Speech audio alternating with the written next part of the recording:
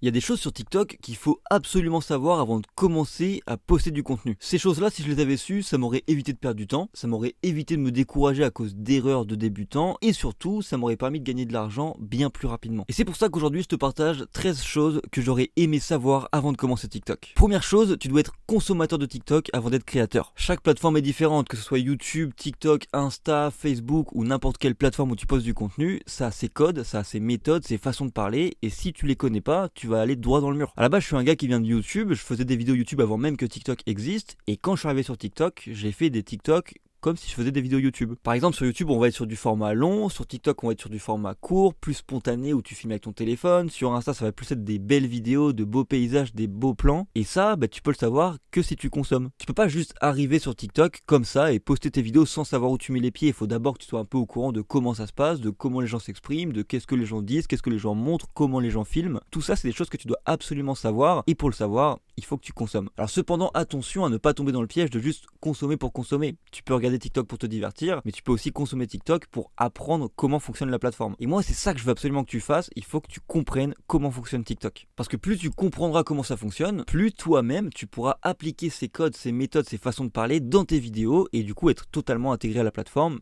et donc être plus facilement mis en avant. La deuxième chose à savoir, c'est que tu dois avoir une niche. Une niche, ça va être une catégorie. Par exemple, là, je vis dans un camping-car, je pourrais faire une niche sur les camping-cars. Si je choisis de me mettre dans la niche des camping-cars, il faut que je parle que de ça. Et si tu as envie de parler de plusieurs choses parce que tu as plusieurs passions ou tu as tout simplement envie de parler de plusieurs sujets, tu peux le faire, mais crée des comptes différents. Sépare tous tes comptes. C'est super important parce que si quelqu'un tombe sur ta vidéo et que tu parles de camping-car, le mec il va se dire ok, la vidéo elle est intéressante, je vais aller regarder son profil et après il va tomber sur une vidéo où je parle de foot, où je parle d'informatique, où je parle de buisson. Le mec va se dire mais vas-y, je voulais m'abonner pour le camping-car, en fait il en a fait qu'une seule vidéo, je vais pas m'abonner. Donc être niché, c'est primordial pour gagner en abonnés. Troisième chose à savoir, en parlant de la niche, il faut que tu choisisses une niche qui te plaît, que t'aimes, qui t'anime, sinon tu vas vite t'arrêter, tu vas vite te décourager. Choisis pas une niche juste parce que tu te dis ok, je pense que cette niche a de l'attrait, je pense que si je fais des vidéos dedans, les gens vont aimer. Oui, certes, mais tu vas faire des vidéos pendant une semaine, 2 semaines, un mois, et après ça va te saouler, tu vas arrêter, et c'est pas ce qu'on veut. Nous, ce qu'on veut, c'est viser la durée, c'est viser le long terme. Et pour ça, il faut que tu parles de quelque chose que t'aimes. Donc quand vous allez commencer, prenez vraiment votre temps pour trouver une niche qui vous convient. Ça se trouve, ça va être évident pour vous, peut-être que vous avez une passion, c'est votre grosse passion dans la vie, lancez-vous là-dedans, mais restez là-dedans. Quatrième chose à savoir, ne réinventez pas la roue. Je vais reprendre mon exemple de camping-car, mais si je décide de me mettre là-dedans et de faire des vidéos de camping-car, faut pas que je réfléchisse moi-même à qu'est-ce que je pourrais tourner. Tout est déjà sur TikTok. Vous allez sur TikTok, comme vous êtes consommateur, vous regardez plein de vidéos de camping-car et vous vous rendez compte que les gens postent des vidéos où ils présentent leur camion, où ils le rénovent, et ces vidéos-là font des centaines de milliers de vues. Alors s'ils font ça et que ça marche, c'est qu'il y a une bonne raison, c'est que le public ça les intéresse, alors faites pareil. Je vous dis pas de recopier mot pour mot la vidéo, de recopier exactement leur façon de parler, mais juste inspirez-vous de ça et faites la même chose. Si vous essayez de réinventer la roue, de trouver votre concept à vous, alors ça peut marcher, mais il y a de fortes chances que quelqu'un d'autre ait déjà essayé, et s'il n'y a pas de vidéo comme ça sur TikTok, c'est probablement parce que ça marche pas. Les créateurs dans votre niche qui sont déjà bien installés avant vous, ils ont déjà testé tout un tas de trucs, et si aujourd'hui ils postent des vidéos sur tel ou tel sujet, c'est qu'il y a une bonne raison. C'est parce qu'ils ont déjà essayé et parce qu'ils savent que ça fonctionne. Cinquième chose à savoir, ne faites pas de contenu riposte, de contenu IA. Tous ces contenus-là, c'est à bannir totalement. TikTok n'aime pas ça, TikTok vous mettra pas en avant, TikTok va même bannir peut-être votre vidéo ou votre compte, ça sert à rien, et en plus vous n'allez pas apprendre à faire des vidéos. Si vous faites du riposte,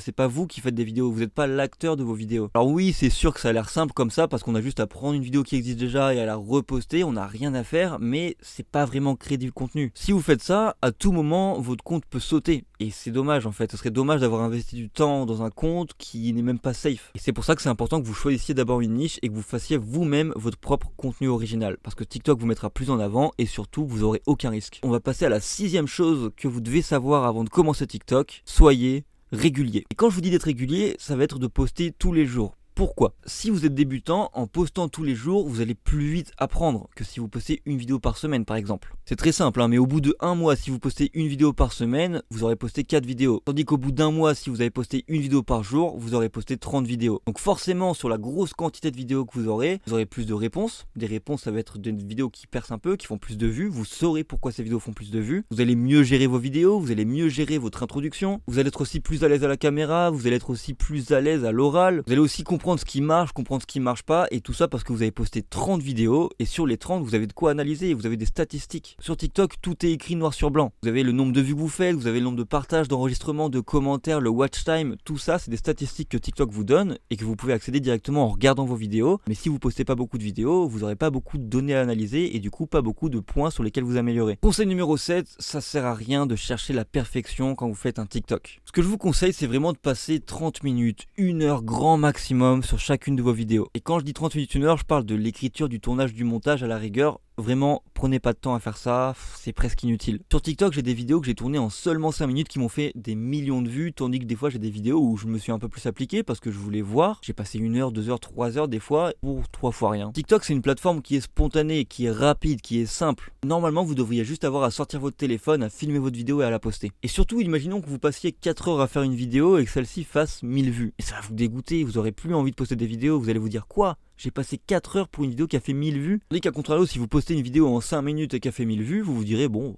c'est pas grave, j'ai passé 5 minutes. Alors je comprends que vous vouliez être perfectionniste, que vous ayez envie que vos vidéos soient de qualité, soient super belles, soient bien travaillées, mais concrètement, c'est pas le plus important. Le plus important, ça va être le contenu de votre vidéo en elle-même. Donc évitez de passer du temps au montage, à mettre des beaux graphiques, etc.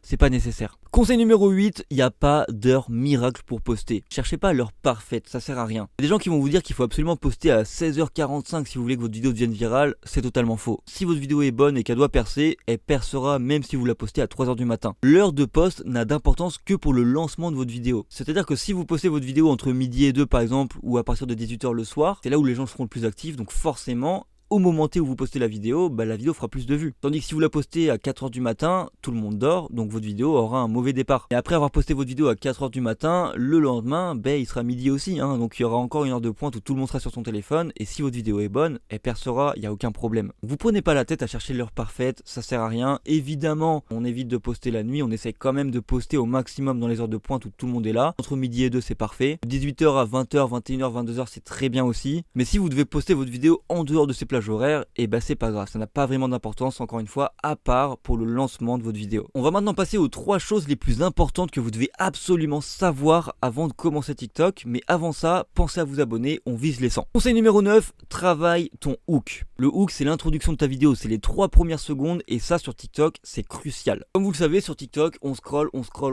et on ne s'arrête que quand quelque chose attire notre attention. Et ça, c'est le hook. Si votre hook est trop lent, n'est pas intéressant, les gens vont pas s'arrêter et votre vidéo va totalement foirer. Vous aurez beau avoir la meilleure vidéo du monde, si elle a un mauvais hook, personne ne la verra. Oubliez toutes les formules de politesse. Bonjour à tous, aujourd'hui je vais vous parler de 5 façons de bien manger. Non, commencez directement par 5 façons de bien manger. La première, vous devez vraiment le comprendre parce que c'est la première chose que vous devez bien travailler sur TikTok. Tout à l'heure je vous parlais de pas passer trop de temps sur vos vidéos. Si vous devez y passer du temps, c'est vraiment sur le hook. Concentrez-vous sur les premières secondes de votre vidéo. Qu'est-ce que vous allez dire pour retenir l'attention des gens? Conseil numéro 10, travaille ton watch time. Le watch time, c'est la deuxième chose qu'on va devoir travailler juste après le hook, parce qu'une fois qu'on a accroché les gens grâce au hook, il faut qu'ils restent. C'est ça le watch time, c'est faire en sorte que les gens restent jusqu'à la fin de la vidéo. Donc admettons que je fasse une vidéo sur la cuisine, sur comment faire un gâteau au chocolat. Mon hook, ça pourrait être regarde ce magnifique gâteau. Directement, je vais donner envie aux gens parce que je vais le montrer, il est super beau, je vais pouvoir le couper, on va voir le chocolat qui fond, ça va être magnifique. Les gens auront envie de rester et là le hook sera réussi. Ensuite, pour le watch time, il va falloir que les gens restent jusqu'à la fin. Donc faire une recette de cuisine par exemple, c'est parfait parce que tant que les gens restent pas jusqu'à la fin,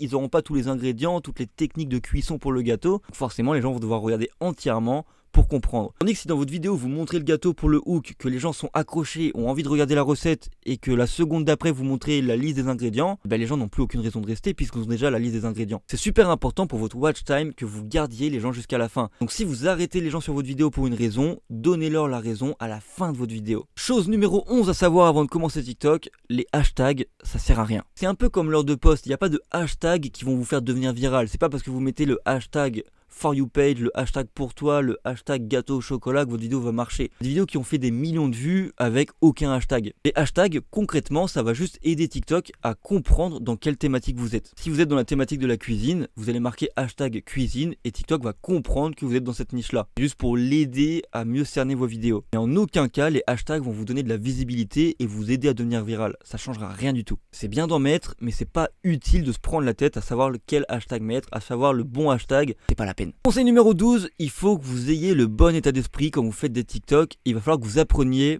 à flopper. à échouer vos vidéos. Faut savoir que sur TikTok, la majorité des vidéos que vous allez poster feront moins de vues qu'une petite minorité qui vont complètement buzzer. Vous pouvez pas buzzer à chaque vidéo, c'est presque impossible. Pour la première raison, parce que vous n'êtes pas le seul créateur. Chaque jour, quand vous postez une vidéo, il y a des dizaines de milliers de créateurs qui postent aussi des vidéos. Vous êtes tout le temps mis en concurrence. Alors même si votre vidéo est exceptionnelle, vous n'êtes pas le seul à faire des vidéos exceptionnelles. Donc quand vous postez une vidéo et qu'elle marche pas, c'est pas grave. Peut-être que demain votre vidéo va cartonner et ça il faut que vous le gardiez en tête. C'est super important de pas se démotiver, de pas se décourager pour si peu. Ça m'arrive sur TikTok de poster 2, 3, 4 vidéos qui dépassent même pas 5000 vues des fois et juste après je poste une vidéo qui va faire 1 million de vues. Ça c'est parce que je sais très bien que sur TikTok, à chaque fois qu'on poste une vidéo, elle a un potentiel de viralité. Donc n'ayez pas peur d'échouer, c'est tout à fait normal. Continuez de poster et gardez en tête que à tout moment, n'importe laquelle des vidéos que vous allez poster pourra percer. Conseil numéro 13, il faut appuyer sur ces réussites. Dès lors que vous allez avoir un concept, une vidéo qui va percer, refaites-le. Dès lors que vous allez avoir une vidéo qui va fonctionner sur TikTok, il n'y a aucune raison que si vous la refaites, elle ne fonctionne pas. Si votre vidéo a fait des vues, c'est parce qu'il y a un intérêt, parce que ça intéresse les gens et que les gens veulent voir ce que vous venez de poster. Si vous repostez une vidéo sur le même sujet, ça va refonctionner. Alors évidemment, repostez pas juste bêtement la même vidéo, améliorez-la un petit peu, changez l'introduction, changez le hook, et dans l'idée, gardez le fond, gardez le format, et surtout repostez et réappuyez sur vos réussites. C'est là l'intérêt du conseil que je vous ai donné précédemment, de poster le plus de vidéos possible. Que au plus vous allez poster de vidéos, au plus vous allez voir des vidéos qui vont se démarquer par rapport à d'autres. Ces vidéos-là, ça va être vos réussites sur lesquelles vous devez vous appuyer pour avancer. Si je reprends ma niche de la cuisine, admettons que je vais faire des vidéos de cuisine pour des gâteaux, des vidéos de cuisine pour des entrées, admettons. Parce que je vais voir que quand je fais des vidéos sur les entrées, ça fait 10 000 vues en moyenne, tandis que les vidéos sur les gâteaux vont faire 100 000 vues. Je vais tout de suite comprendre que les vidéos des gâteaux fonctionnent mieux, donc je vais faire plus de vidéos sur les gâteaux. C'est ça la force de TikTok. Dès que vous postez une vidéo, si elle marche bien, c'est qu'il y a une bonne raison, donc refaites cette vidéo, poussez à chaque fois ce qui marche bien pour de plus en plus évoluer, de plus en plus monter, de plus en plus progresser. Voilà les 13 conseils que j'aurais absolument aimé connaître avant de commencer TikTok. Aujourd'hui, c'est des conseils que j'applique énormément et c'est ça qui m'aide aussi à fonctionner sur TikTok.